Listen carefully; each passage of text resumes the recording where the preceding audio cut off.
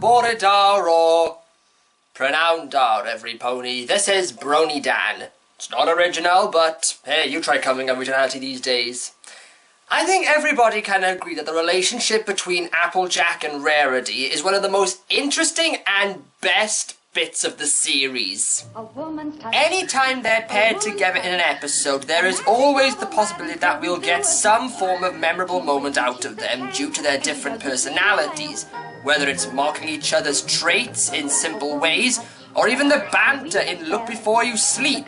They are the perfect yin-yang balance in the series. And luckily we've got another one with Applejack's Day Off. We start off with Rarity waiting in the spa for Applejack and... Wait, Applejack going to the spa? I would never have thought Applejack to be the type of pony who would willingly go on a spa date. That sounds more like Fluttershy's thing. In fact, maybe that's what happened. No, this just doesn't seem to be working. What's wrong?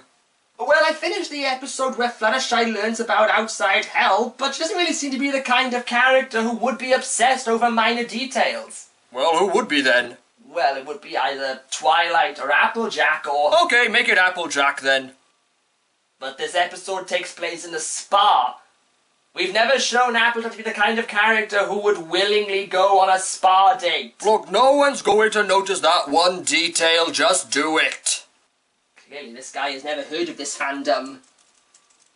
So the next day, Rarity explains her situation with Twilight and how she and Applejack haven't spent much time together in a while, so Twilight offers to do her chores, first being to feed the pigs, again bringing the question of ponies' dominance in this society, while Applejack and Rarity decide to go back to the spa for an hour. Yeah, what exactly can you do in an hour? I can remember my mother and sister going off to the spa down in Center Parks, and do you know how long it took for them just to paint their nails? About 3 hours. But nevertheless, they arrive at the spa to see... Rainbow Dash, what are you doing here? Do we really need Rainbow Dash in this episode? Hey, the fans will go nuts when they see her in a dressing gown and tank slippers. She's completely useless and has no function. Yeah, well, neither does your dick.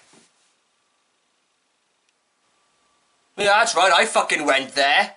However, it appears the spa isn't running so efficiently as there is a massive queue for the steam room, as Tabitha St. Germain explains to Tabitha St. Germain.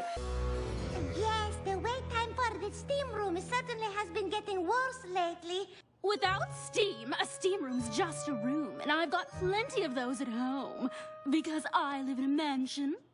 Well, since you have so many rooms, spoiled rich, maybe you should possibly go home, go into one of those rooms, turn the heating right up, and make sure you have absolutely no way of getting out of that room when you finished.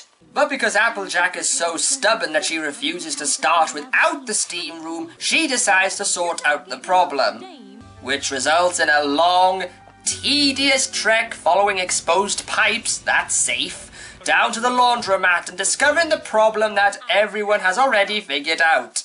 There's a leak in the pipes. I'm gonna need my tools.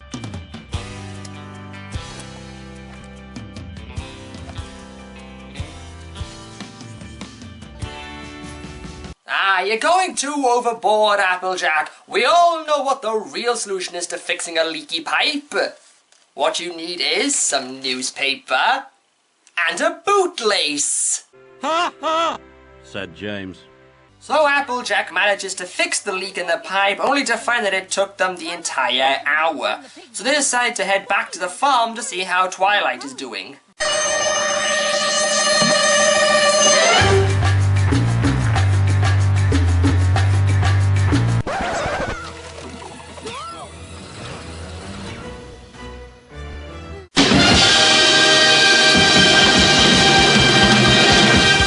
Applejack explains how ridiculous it is being stuck in a routine, she does this while she's stuck in a routine on how to feed the pigs. See, this gate here used to squeak so loud the pigs would run to the other side of the pen and never come out. So I open and close it to let them know it's safe. Then I realized putting a little fright into them got them all hustling out of the pen, which is why I started doing the chicken dance. To show them that if they didn't get to eating their food, the chickens would. Getting the food bucket to spill into the trough was just a happy accident because one time I left it there by mistake. It seems like everything you're doing is to fix things that aren't really problems anymore. Well, I'll be. So Twilight and Rarity decide to help Applejack get over her routine she has for her chores, which frankly are such simple solutions it's kind of irritating how Applejack of all ponies didn't figure them out for herself. Having a friend look at what you're doing with an outside eye can really help. You didn't need to spell the moral out to us, Twilight. We kinda got it when we noticed Applejack doing this.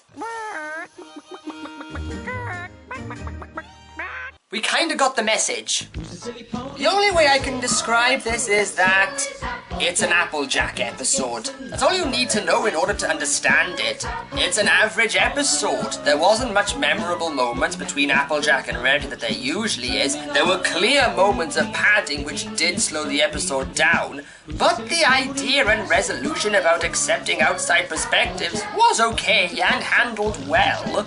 Overall, the episode is still good, but it was just a case of not having enough in it to keep everyone's attention. This is BronyDan saying, ha! Let it haunt your nightmares for weeks!